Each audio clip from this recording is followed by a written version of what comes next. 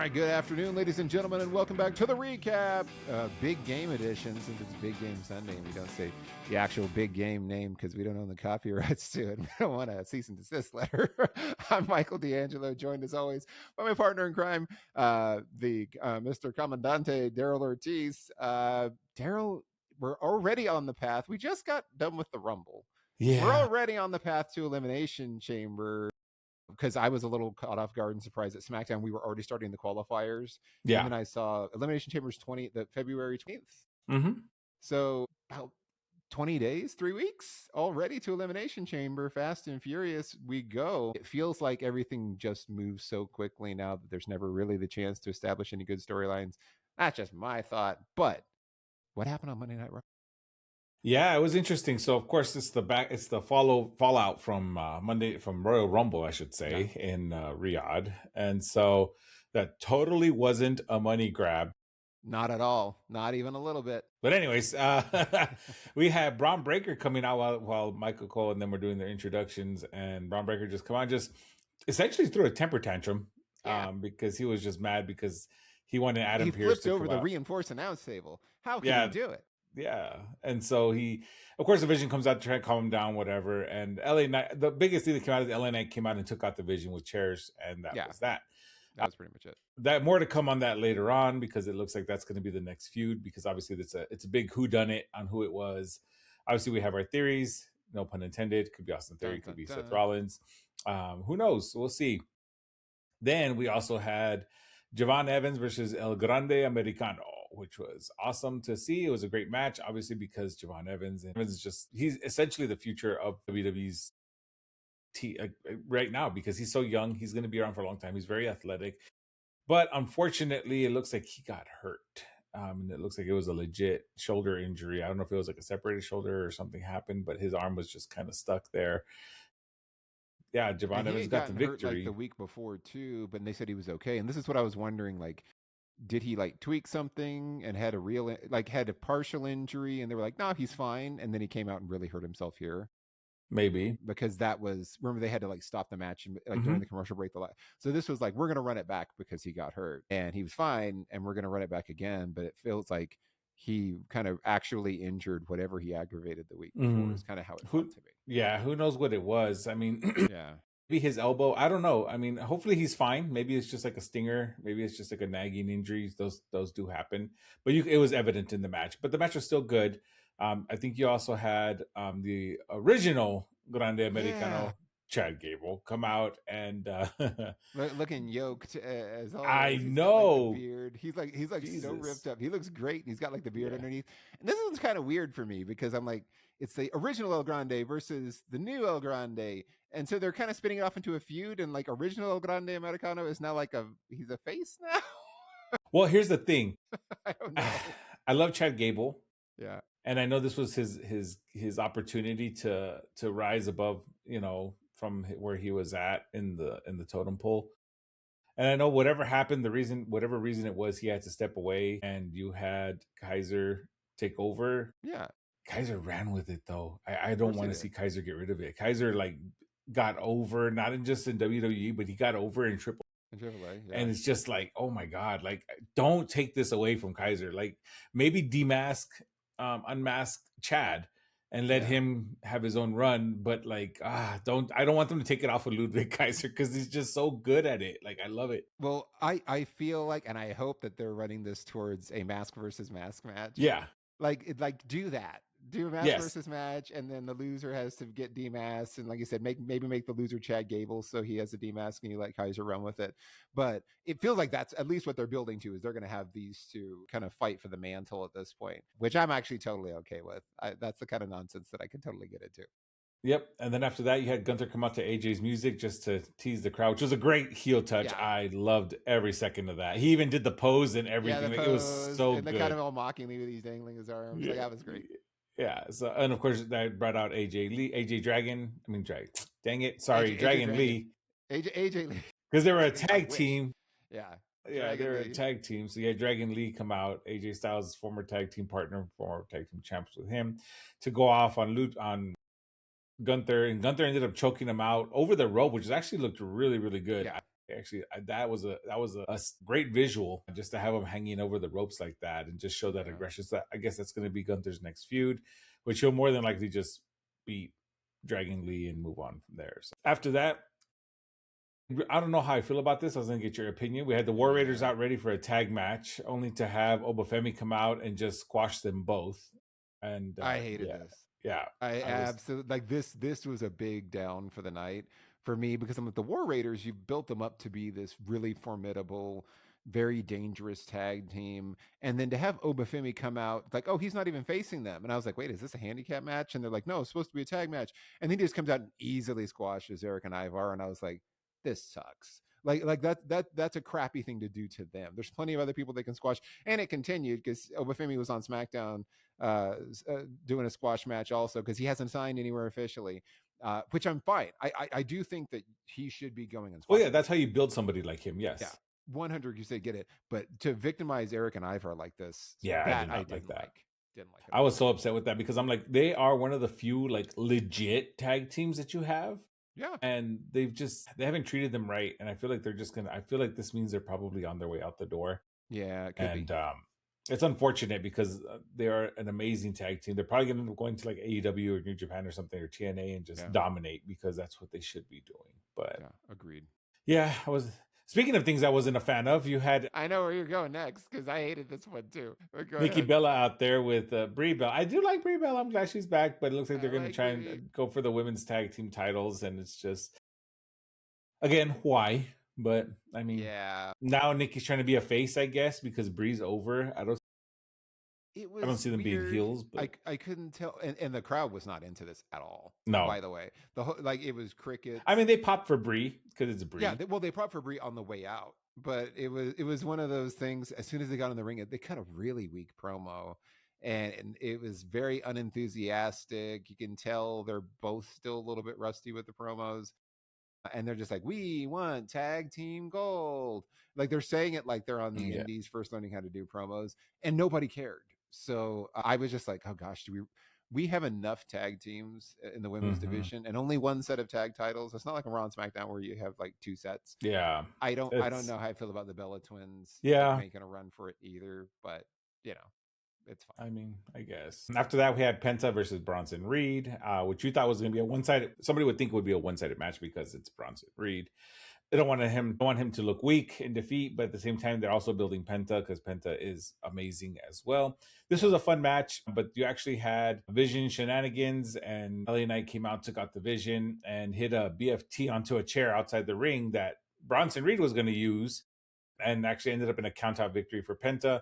I'm okay with this personally. I'm not a fan of like interference finishes like that, but this helps because you're trying to build the real feud is LA Knight versus the Vision. That's the real feud. And so, of course, naturally, I think the next step is probably going to be next week.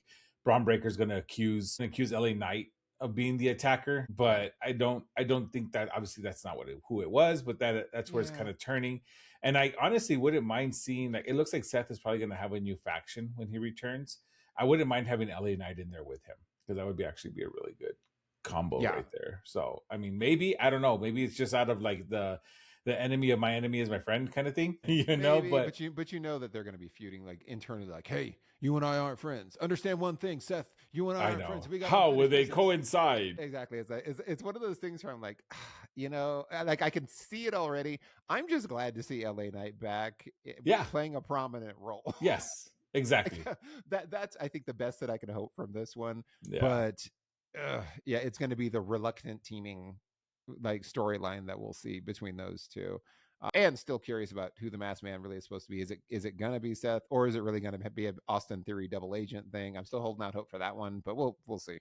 Yeah, it was fine. And then after that, we had Dominic Mysterio come out to introduce Liv Morgan. She came out to celebrate her victory, saying she hasn't decided who she wants to go after yet. Of course, Raquel was with her. Raquel wanted to ask her why she eliminated her. And she was like, well, no, because you have a title match right now and I'm going to give it. So we'll both that's how they were spinning it. And Raquel said, you know, that's fine. I don't want you out here. I don't need your help. Like, go back. Like, pretty much saying, like, go home.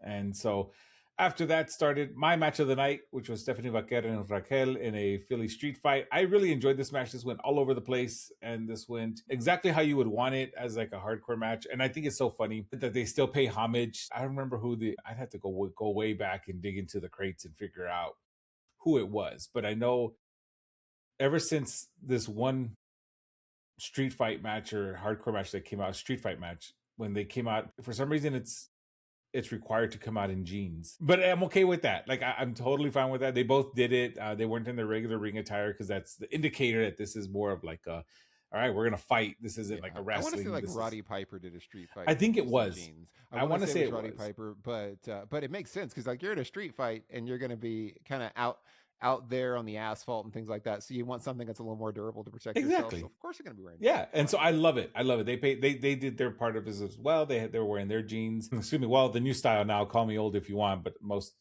somewhat covered jeans, I guess. But I mean, hey, whatever, fashion. And so this was actually really good. You had everything from tables, trash cans, steel chains, candlesticks, steel chairs, ring posts, announce table, ring steps, top rope. Everything was used as a weapon, and I thought that was great. Raquel looked dominant. Again, she did not look weak in defeat. What ended up happening, obviously, Liv Morgan came out to help and ended up screwing things up and cost her the match anyways. And Stephanie Bucket picked up the victory. So again, more to come on that on SmackDown, but your thoughts on the match? Yeah, no, it was match of the night. There were some missed spots. You had the one where she set up the chair and then it just popped out and fell. Yeah, they couldn't get the chair right. What happened? And then that final spot, I thought it was supposed to close out with the Hurricanrana through the table. Yeah. And then Raquel kind of missed the table and kind of grazed it. I think she slipped. She slipped and grazed it, and it still cracked because the table was like gimmicked to break. It's a work table. Still cracked, and then they moved it over, and then she did that twisting senton, and I think that was almost like improvised, where it's like, oops, and then she got up there to do twisting senton, and then the referee even pulled the table out of the way because she had kind of pushed it to the side, but it was still in a dangerous spot where her legs would have come down on it, and so the ref grabbed the table and moved it out completely. It was a good match, though. It was a lot of fun. Clearly, they're still building on this, Liv and Raquel split. Yeah, the dissension. Yeah. And the dissension between them, because obviously she cost her again. She didn't listen to her. She came out to try to help and hurt more than she helped. And then you see the continuation of that on SmackDown. But before we get to SmackDown, there was the closing segment. Yeah, the closing segment. So that was the main event wrestling match, which I wish they would just end it on that, because that would have been great. They should have flip-flopped the two. But of course, the main segment was Roman Reigns coming out to say who he's going to go at for WrestleMania. Of course, he's pandering to the crowd. Who should I go for? Drew McIntyre? Should I go for? And CM Punk comes out and is like, "Oh, Drew McIntyre would be easier. Why don't you go for Drew?" And I was like, "Really though? Is I'm like, come on." I agreed with Roman when he's like, "Are you serious?" Yeah. I'm like, yeah, dude, trust me. Of the two, CM Punk is much easier than Drew McIntyre. Let's not kid ourselves. But I get it. We're champs. We got to make sure that we, defend ourselves. And so, of course, he had mentioned that his family and Roman Reigns made a very clear, valid point in saying, you wouldn't have a company to come back to if it wasn't for my family. And I'm like, he's not wrong. Not wrong. It's not. Well, it was a really good promo, and it was built in the truth. It was built in the truth of, talking about how much he learned from me. He goes, I didn't learn anything from you. I learned what not to do. And, you wouldn't have had a company to come back to if it wouldn't have been for me and my family and what we did. So, like, I think those are the best kind of promos that are with some truth sprinkled in all the way through. Yeah. And he talks about how much he hates him now, and that's why he's going for it.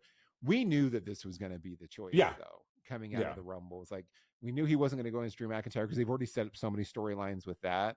It was obvious it was going to be CM Punk versus Roman Reigns. I do have a curiosity about that I got a little worried about. I woke up last night in a cold sweat thinking, what if, because they're doing the qualifiers for Elimination Chamber, what if Seth Rollins is a surprise entrant qualifier for this, because he's supposed to be ready to come back. They keep saying this, and it's hard to tell now because they lie so much. But what if he comes back? What if he qualifies? Or what if he wins the Elimination Chamber? And then he's like, well, I can pick whichever title I'm going after. It's a triple threat. And I'm like, oh. And I think I'm almost worried that's going to happen. I don't think so, only because the way that they, based off of Drew's eventual promo, it seems that whoever wins Elimination Chamber is going after Drew. That's what it's going to be, period. It should be. Well, no, I think that's Should what it's going to be. be. I don't see. I get what you're saying, but I don't think that's going to happen. But I guess we'll I have to hope wait and not. see. You never know. Like they do funky stuff now, and I'm always worried because they've made triple threats for the title at WrestleMania last year, didn't they? It was Yeah, recently where it was like, why is this a triple threat? Like, what was the whole point of winning? So I'm worried they're going to try and do something similar, but they should have whoever wins Elimination Chamber is going to go on and face Drew McIntyre. yeah. And as much as I wasn't a fan of Roman winning the Rumble, he actually, though his this promo did kind of sway me a little bit more Yeah. and make me feel better about the win because it makes more sense. I get it now. Okay, cool. Like I'm good with that. I would say this was an average show though. It wasn't anything crazy. Yeah. They had the strong segment between Roman Reigns and CM Punk. They had the title match, which was great, and then they just building towards WrestleMania. Nothing really crazy. The crowd energy was kind of throughout the night, and then the tag in mid card kind of felt not that great. Yeah, it was They're okay. just I mean, I think SmackDown was a better show this week. I mean, not by a whole heck of a lot. Yeah. But in SmackDown, that's where we kicked off immediately into Elimination Chamber qualifiers. And that's where I was like kind of a little bit surprised of, oh man, it is coming up in like 3 weeks. We're going to be here. It had opened, like you said, Drew McIntyre out to say something on his way out to the ring. He got jumped by Cody. There was a brawl, and then it was Cody cutting a promo. It's Cody Rahim, bro. Cody Rahim. I'm like, come on, man. The best part was that his wife tweeted out about it too, which was great. I loved it. Yeah. Well, and it's funny because I'm like, okay, Cody, whatever, dude. But we were in his hometown, so it was like, fine, whatever. He's gonna get all the love no matter what. And basically said that Drew's not gonna even make it to WrestleMania. And so that's where I was like, Drew's not gonna make it to WrestleMania.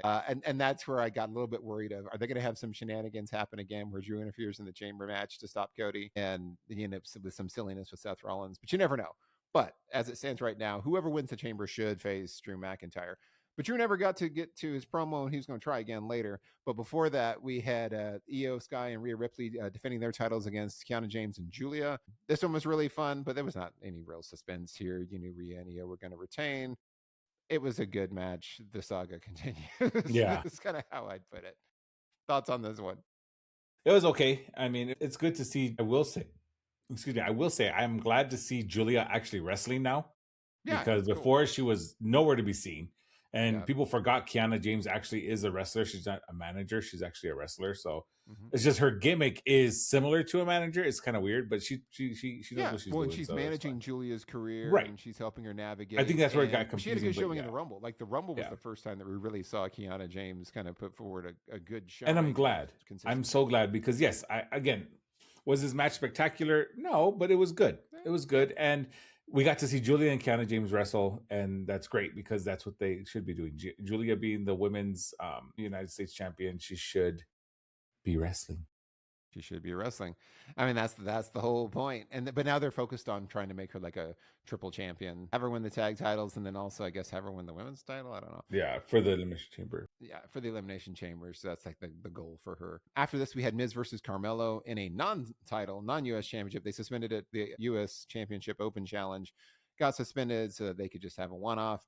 This one was a lot of fun. Great ending. You had Miz go for the skull crushing finale with a great counter with Melo. Runner rolled through it and hit the first 48. Like it was really solid stuff. Again, not a lot of suspense. You kind of knew that it was going to happen. And it sounds like next week, Ilya Dragunov and Melo are going to kind of restart the U.S. Open Challenge. Yeah. And continue forward. But this one was good, but it was just kind of by the numbers, and we've seen Melo before. It was fine. But it's a 3-hour show. They got to fill out time. Yeah, it's a long show. It was a long show. But yeah, I agree. I think I get it. I like that Melo didn't put the title up because it's that disdain for Miz and being like, nah, you didn't think I could do this to begin with. You can't take advantage of this. Like, no. And so I'm glad Melo got the victory. So it was fine. Yeah, it was fine. And then we had our Elimination Chamber qualifier match with Lash Legend versus Tiffany Stratton versus Chelsea Green. Going into this, you knew Tiffany Stratton was going to advance. Like she was obviously going to be in the chamber. And of course she did win. This one was a lot of fun though. Chelsea Green, man, the crowd was so behind Chelsea Green and everything that she was doing. I would have thought we were in Canada the way that they were reacting to her. I think it's the backlash. I think it's the backlash from the Unreal episode where where they were saying how like she's like, I guess like, I don't know if you caught on to that. There's a lot of heat going on with Michael Hayes because of what he said about Chelsea Green in that Unreal show. Yeah. I guess she responded to it, obviously, but it was essentially something along the lines of like, she's where she needs to be.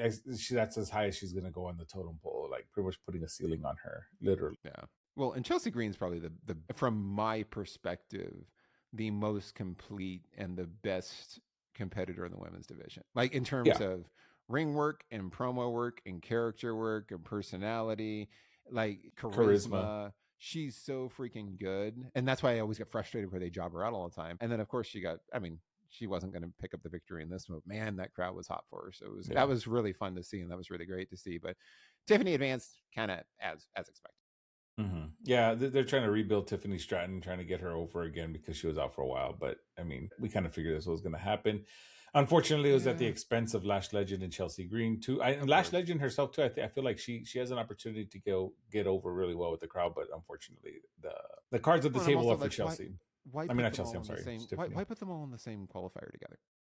Yeah, like this is where I'm curious to see. I would have liked to see Chelsea Green in the chamber. That would have been funny. That would have been awesome. She would have done so great there. Or seeing Lash Legend in the chamber would have been like all three of them are viable competitors, because there's going to be a qualifier that's going to have like Julia, Bailey, and somebody else from like the undercard, where you're going to go. It's going to be like what is it, Alba Fire, or it's going to be someone where you're like, that's kind of a light lineup. Like one of them is going to be cannon fodder in the elimination chamber. Mm-hmm.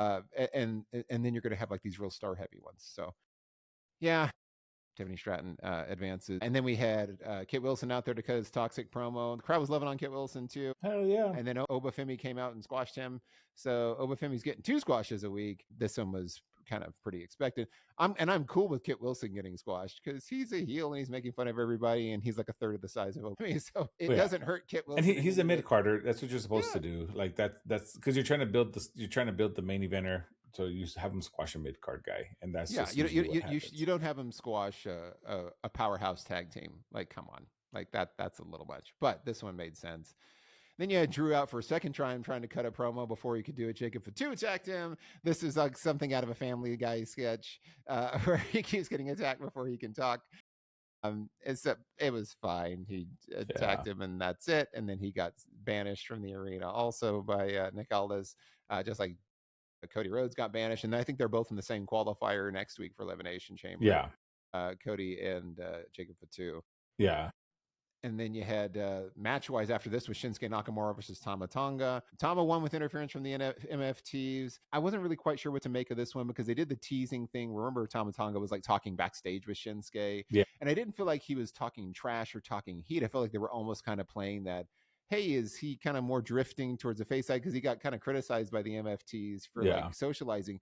But on commentary, they were like, he basically told him like he's not the man that he was and this and that. And I'm kind of like, I didn't really take it that way. I take it more as the MFTs were like, hey, what are you doing socializing with this guy? And he was more reminiscing about, the good times in Japan. So like, I felt like it was an odd spin by commentary. And then Tama Tonga was just kind of full heel here and won.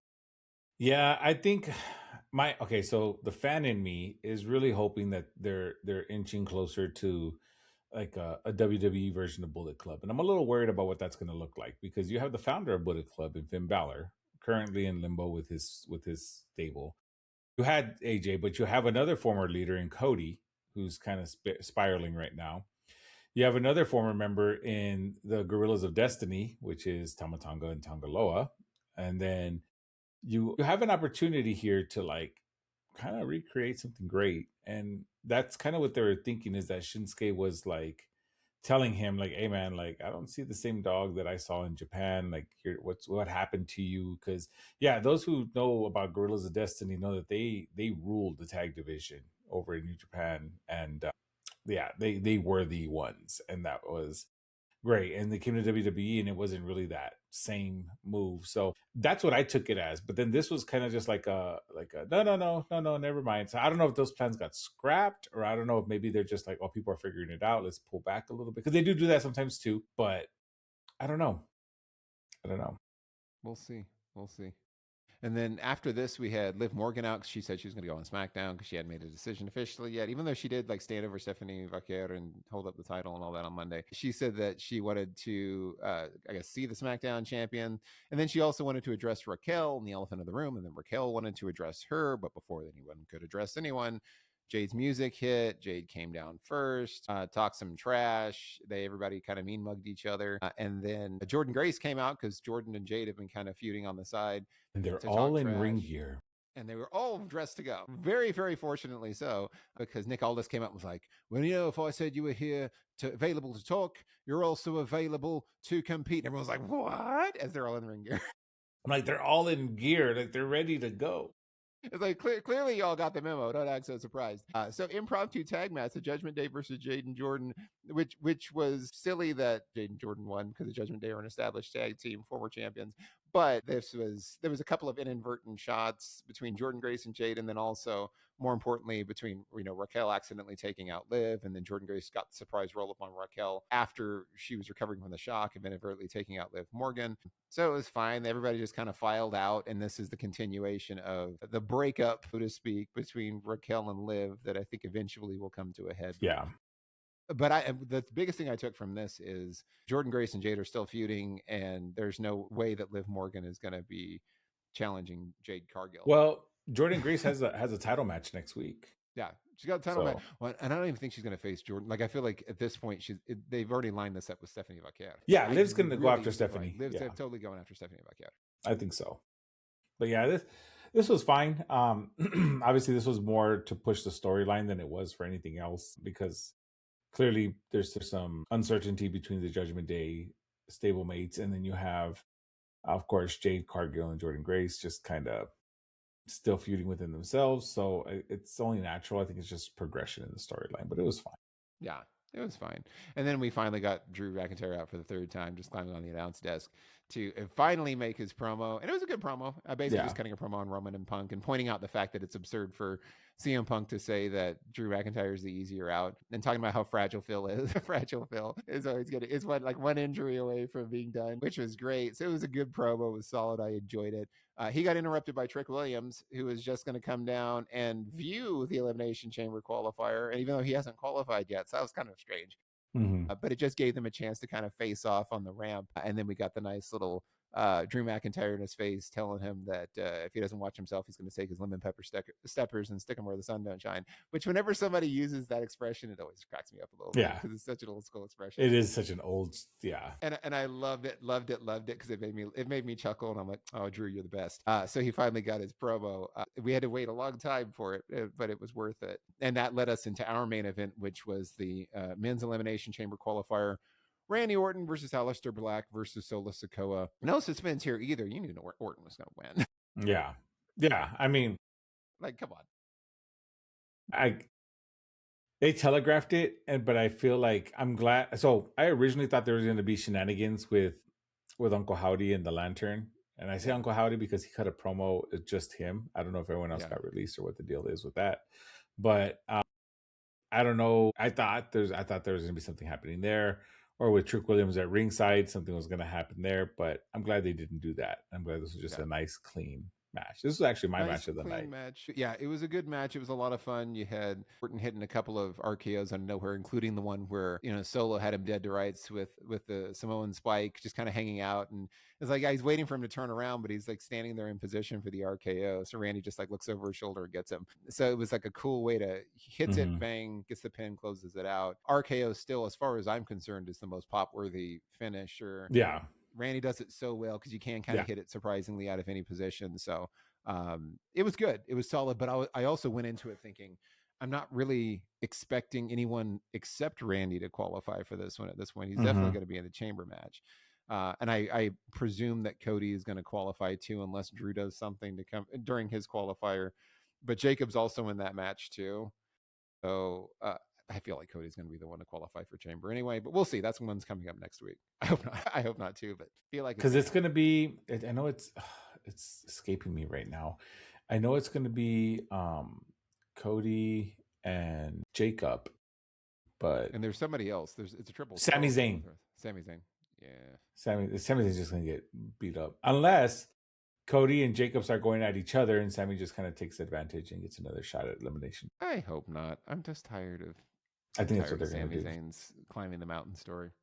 It's just not compelling for me anymore. But and then watch him win Elimination Chamber, and he challenges Drew again. God, no. And at WrestleMania, he's like 13th times the charm, 14th times the charm, whatever it is. Eventually, it will happen. Moment Persistence. Sami Zayn, and I'll just be like, gosh, this sucks. It's a shame because I love Sami, but god dang, dude, like, yeah, it's kind of I just don't. I don't really want to see Sami Zayn with the world title. Like I just don't. Like he's not convincing to me at this point. And I like convincing champions like Drew McIntyre, who's built like a tank and can cut promos and does everything really, really well. That guy seems like the world heavyweight champion to me. I always struggled a little bit with Cody Rhodes because he's kind of an undersized champion. mm-hmm.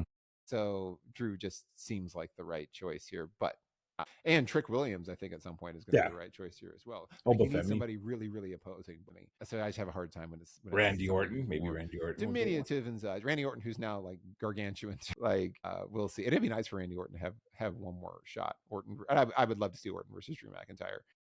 For the title. But we'll see. There's a lot that still has to happen in terms of the qualifiers, but it'll happen quickly because Elimination Chamber is nearly upon them. And that's what we got for this week, everyone. Don't forget to like, share, and subscribe. Leave your comments, whether you agree with us, disagree with us, or just want to talk about wrestling. We're always love to hear from all of you. And that's what we got for this week. Until next time, I've been Michael D'Angelo. He's been El Comandante Daryl Ortiz. Have a great week, everyone.